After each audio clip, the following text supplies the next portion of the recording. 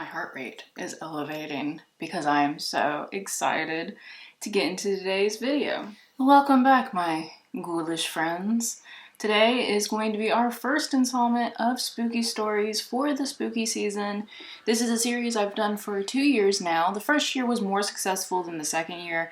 Last year I only ended up making 2 videos because, well, I was pregnant and miserable. No other way around it. It was spooky times for sure. But this year I am back. I have plans. So far all of my plans have gone amiss because someone has cursed me. I have filmed this video now 3 times, so this might feel like a shortened version, but I figured this is a good appetizer, a good, segue into spooky stories. This is just something I wanted to talk about because, as you guys know, I love freaking bats. So that's what we're talking about today. That may not be spooky to some of y'all. It's not spooky to me because I love bats, but some people might find bats spooky. So figured a nice little intro into spooky stories this year. Jumping into what these are videos where I sit down, I do my makeup, I tell you guys a spooky story while I do my makeup, and we just hang out and have a good vibey spooky time. Like I said, today's video will be about bats, so if you don't like bats and if you are disgusted by images of bats, today may not be the video for you. If you have a bat phobia, I would probably just exit this video. I think this video will be a good segue into it. It's not overly spooky. It has some cool historical elements to it, but there will be lots of different kinds of videos coming. If you have ideas, I have 2 video slots that I haven't planned out yet. So if you have a good spooky story that you would like me to tell or to research, anything you're curious about, leave them down in the comments. Also make sure to hit that subscribe button. I have right now 6 videos slotted between now and Halloween, so if you want to stay up to date and see more of these, definitely hit that subscribe button so you get all of the notifications. Also follow me on Instagram because I will of course post there when I upload one of these videos. So now, without further talking, let's just jump into our batty tale. So I don't typically talk about the makeup at all. I'm debating on just showing little clips of what I'm using while I'm using it. That way there's no story time taken away. But if you are curious, you can actually see what I'm using. Currently I only have my eyebrows done, so we're gonna jump right into this.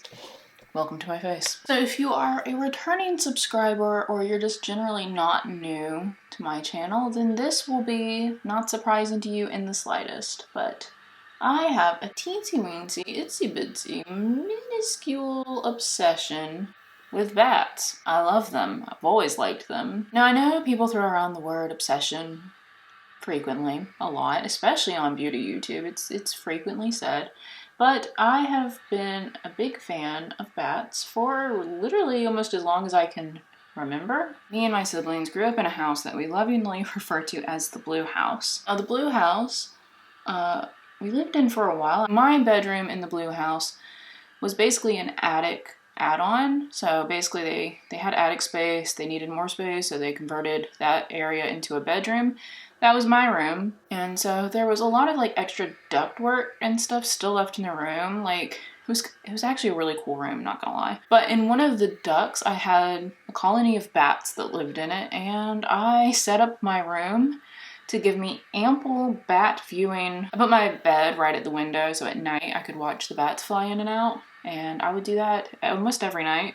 I really enjoyed it. They were, my little companions.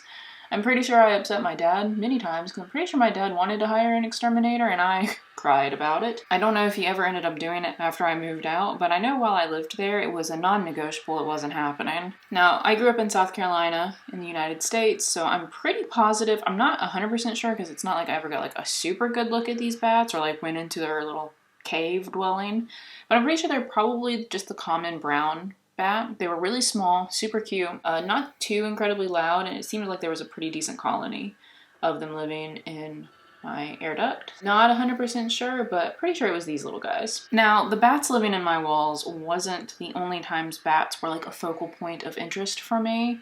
Do you guys remember, if you grew up, I mean, they've been around for a really long time, so a lot of us probably remember the Ranger Rick magazines. I think they were rebranded to Zoo Books at some point, but they're magazines that were ran through National Geographic. And growing up, I would get the Zoo Books from Ranger Rick, and I can distinctly remember getting one of them with the cover was of a fruit bat or a flying fox, which are by far my favorite of the bats. I don't think I'm alone in that. I think a lot of us probably enjoyed the fruit bats or the flying foxes. They're just really cute. So that was a top tier memory. I loved having them. And I did not discriminate as a child. I loved every single different type of bat, to the point where, you know, I would defend them with my heart and my soul and every fiber of my being. I can say the same thing for my other favorite animal, which is a wolf. Any of the wolves. I don't care what wolf, wolves. And both of these animals that I love both have the bad rap. Why does this happen to my favorite animals, you may ask? I don't know, maybe I have amazing taste. Bats don't have a great reputation at all. They're always seen as, you know, spooky and bad and bringing of curses. I mean, they do occasionally have rabies, so I guess, you know, that I can understand. I was thinking about it the other night, and I was like, why does this happen to my favorite animals? Why are they seen as spooky ookies, you know? They're just sweet, bug-eating cutie beans. And so that's what led down this rabbit hole of discovery. We're here to talk about, why are bats considered spooky? Now, I'm not gonna lie to you, the research that happened immediately after me deciding that this was going to be my first spooky story was unimpressive, to say the least. If you type into Google, why are bats considered spooky? You get a lot of stuff like, well, they come out at night. Spooky. I saw one article that just like, it was like someone had asked the question on this article and they were just like so tired of answering it. They literally wrote, well, bats swarm in late October, and that's the answer. That's why they're spooky, because they swarm in late October. That's it. I don't know why. It was like the question was irritating to this person it was like a blog or something. And that's how they wrote it. And I was like, wow, like, do you get questions about why are bats spooky, like, all the time? Like, mildly irritated them? Or maybe they're like me. Maybe it did mildly irritate them. They were like, oh my god, leave my bats alone. I started digging deeper. One of the biggest answers I started seeing was I'm gonna have to look up how to say this again. Samhain. It's a Celtic tradition. Basically, it's a harvest festival that would take place during late October, late autumn. It would celebrate with bonfires, food. They eventually did wear costumes, but the costumes were to ward off the dead. In a lot of ways, researching this festival reminded me of the Day of the Dead festival. It's very similar. They believed that the dead would come back and walk the earth on this night or during this time period. So a lot of this was just there to ward off any sort of evil. So in a lot of ways, looking up this festival also reminded me that the other answers I was finding weren't too far off, because the Samhain tradition with the bonfires, what does fire typically attract, or light in general attract?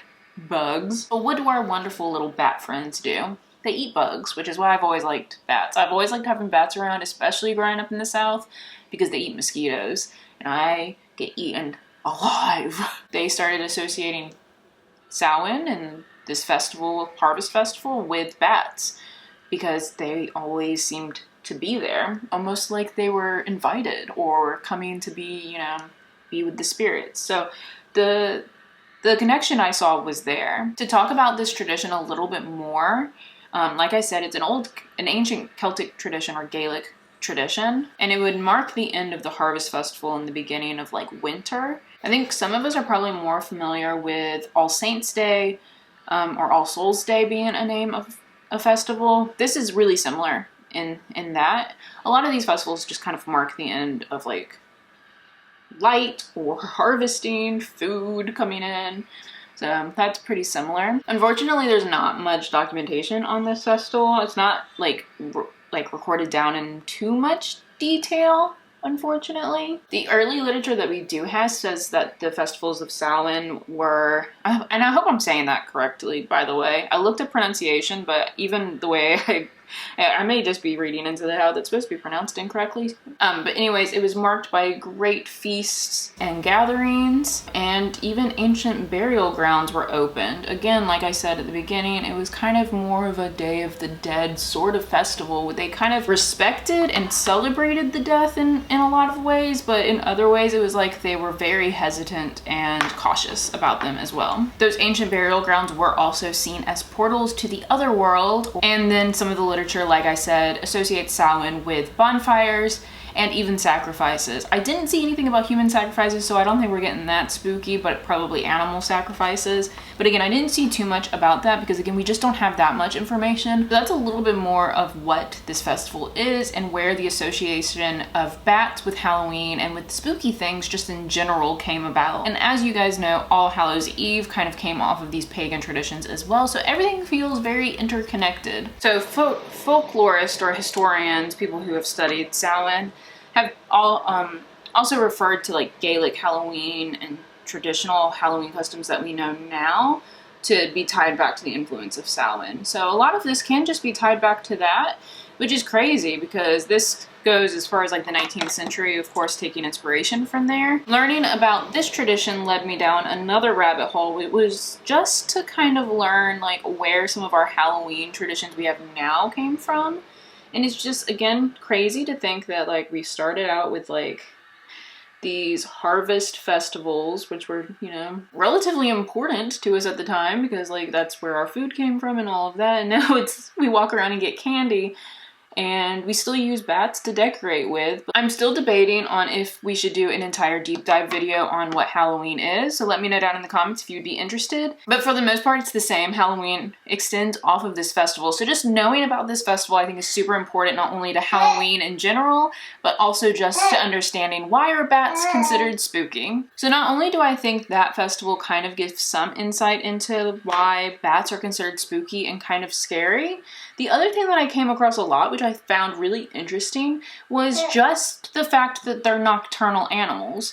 Now, I couldn't find anything on this, like, for sure, so I had to speculate a little on why this was such a prevalent answer to this question of why are bats spooky. And my only thing could be is maybe as humans, it's an evolutionary thing perhaps, because I find that a lot of animals that people are scared of are nocturnal animals or just animals that hunt at night especially, which I found really interesting. It has to be some human condition in that regard that we're just scared of animals that come out at night, maybe because we're not nocturnal. I guess nocturnal animals will be a little bit more mysterious to us since they're out and about while we're sleeping. Not everyone can have bats flying out of their window or out of their air ducts, you know?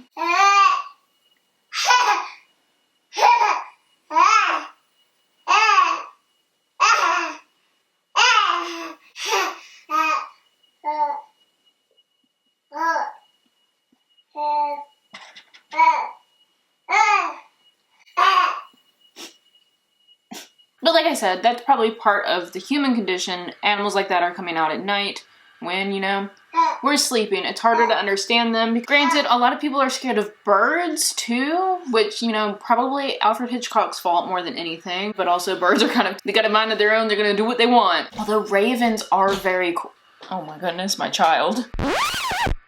Yo, I'm not gonna lie to you, I have no idea where I'm at in this video because my child. I know I was talking about how the other thing that I researched was that bats are creepy because they're nocturnal.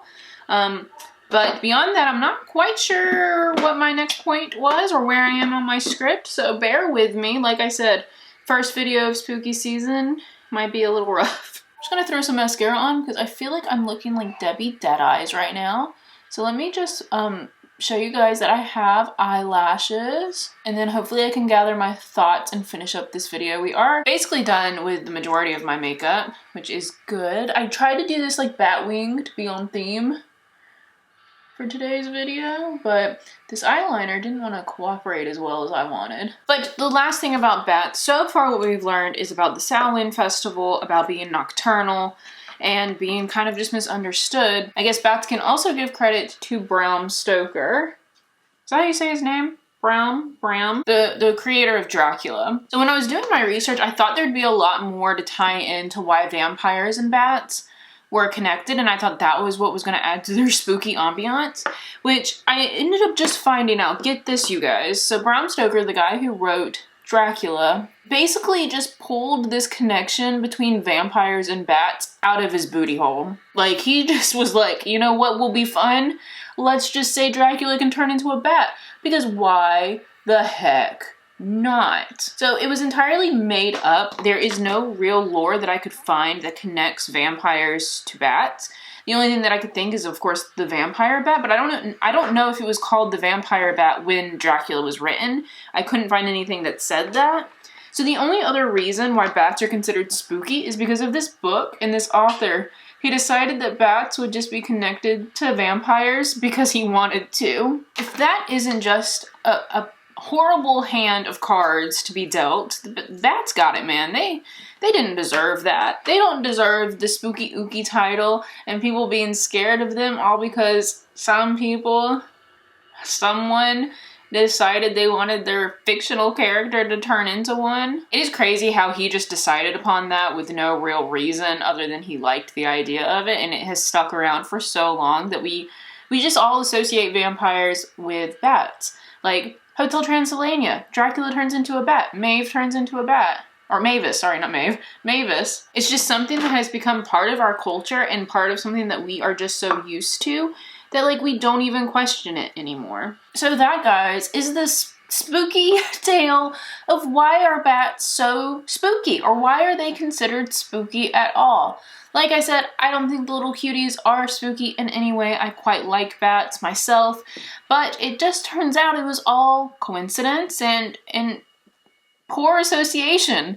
It's like being guilty by association, but in this case it was bats. And also wolves. Wolves get bad reps all the time. I mean, we have lullabies about wolves, and they're my favorite animal, so go figure. But that, guys, is the entire spooky tale for today. I am sorry it didn't go as well as planned, but I have now filmed this one 3 times, and it's just not going well. I think it was cursed. I'm telling you, this series is cursed. Ever since my first one, someone has hexed me. But anyways, that was it. The next spooky story should be going up in just a few days. Make sure to keep a lookout on this channel. Subscribe if you are interested in the next one, which will be on disappearances off of Disney cruises. That was a recommendation from a bunch of you guys over on Instagram. I asked for some ideas, and actually a few of you all said disappearances from Disney cruises. So that will be the next video going up, hopefully in just a couple of days. So hit that subscribe button. Follow me on Instagram because I will post on there when videos go live. And remember, there are always spooks to be found, and I hope that means I see all of you in my next spooky tale. Bye!